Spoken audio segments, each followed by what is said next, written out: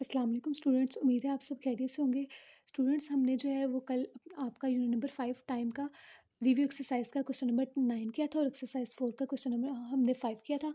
आज जो हमने करना है वो रिव्यू एक्सरसाइज पेज नंबर 128 पे क्वेश्चन नंबर आपका 10 है एंड 11 है। हम ये दो जो है वो क्वेश्चंस करेंगे। क्वेश्चन 10 को देख लेते हैं पहले। A cook takes 2 hours 43 minutes 54 second to make a savoury dish. अब जो एक कुक है, एक शेफ़ है, वो कितना 2 आवर्स 43 मिनट 54 सेकंड टाइम लगा रहा है सेवरी डिश को मेक करने के लिए, बनाने के लिए। And 1 hour 12 minutes 24 second to make a dessert, और डिज़र्ट बनाने के लिए वो ये टाइम ले रहा है। Find how much more time does he take to make the savoury dish. तो उसने पूछ लिया है, क्वेश्चन में पूछ लिया गया है कि वो कितना ज़्यादा टाइम लगा रहा है सेवरी डिश को बनाने के लिए। तो स्टूडेंट्स, अब मोर भी आ गया यहाँ पर, तो हमें पता है हम क्वेश्चन में जो है वो माइनस करेंगे। ये कीवर्ड है हमारे पास दिया हुआ मोर। तो और ये भी पूछ लिया गया कि कितना ज़्यादा टाइम लगाएगा। यहीं से आपको पता चल जाना चाहिए कि ये क्वेश्चन जो है वो माइनस का है। चलिए स्टूडेंट्स, अब इसको सॉल्व कर लेते हैं और इसकी स्टेटमेंट किस तरह से बनेगी वो भी देखें आप। यहाँ पर time to make a savoury dish, savoury dish को बनाने के लिए जो टाइम लग रहा है वो ये फर्स्ट लाइन ये हमारे पास आ जाएगी। देन आएगा टाइम टू मेक डिज़र्ट। फिर उसके बाद हमने माइनस करना है, तो थर्ड लाइन में हम लिख लेंगे डिफरेंस।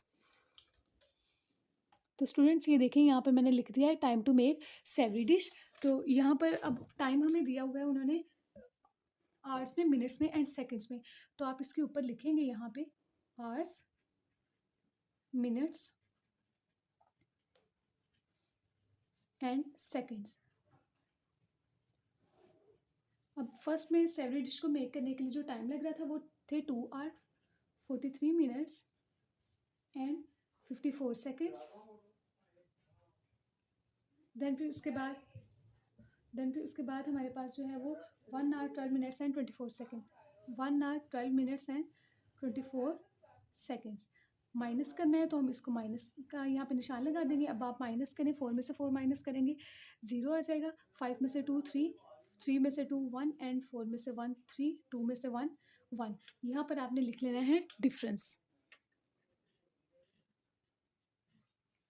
अब स्टूडेंट्स, इसके बाद जो एंडिंग लाइन इसकी बनेगी वो हम बुक के अंदर से ही देखेंगे।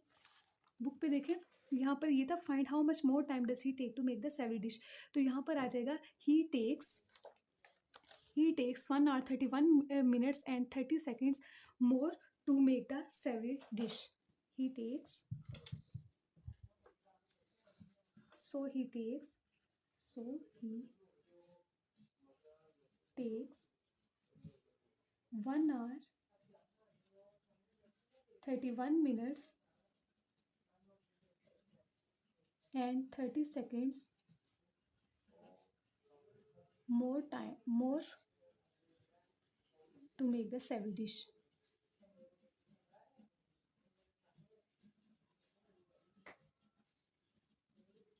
Savory dish। ठीक है स्टूडेंट्स, क्वेश्चन 10 ये था। अब हम क्वेश्चन 11 देखेंगे। अब स्टूडेंट्स, क्वेश्चन नंबर 11 देखें। Asfandyar spent 7 years 4 months 2 days in Saudi Arabia and 2 years 7 months 7 days in UAE।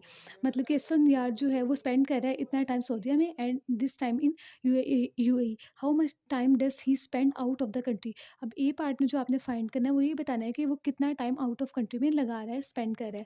और बी पार्ट हमारा है write the total time in days. B part में आपने टोटल टाइम जो आएगा हमारे पास आंसर, उसको डेज में कन्वर्ट कर देना। चलिए स्टूडेंट्स, क्वेश्चन करते हैं।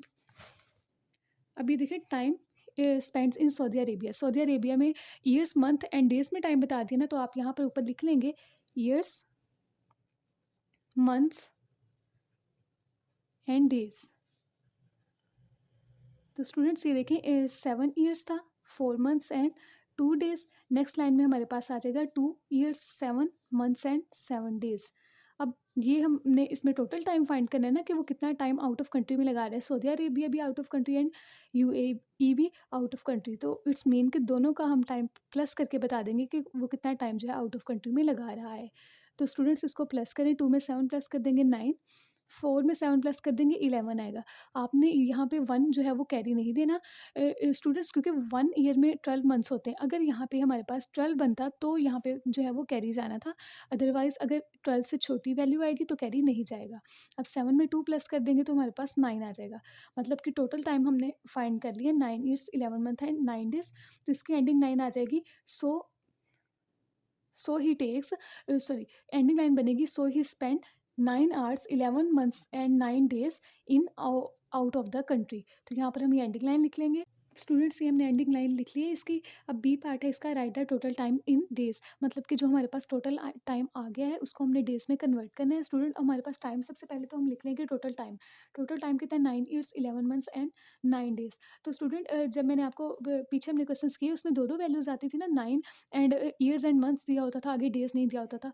तो हम सेंटर में प्लस का साइन लगा देंगे। अगर तीन वैल्यूज भी आ जाए तो आपने तब भी जो है वो दो साइन लगा देने, एक साइन यहाँ पर भी प्लस का आ जाएगा और यहाँ पर भी प्लस का आ जाएगा।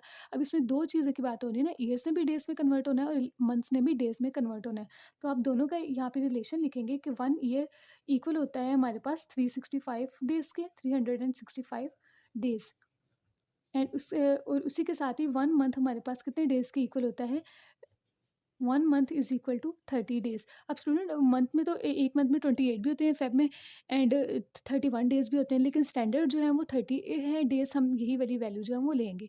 ठीक है, अब इसको आप किस तरह से लिखेंगे, सबसे पहले आपने लिख देना है यहाँ पे 9 ईयर्स प्लस 11 मंथ्स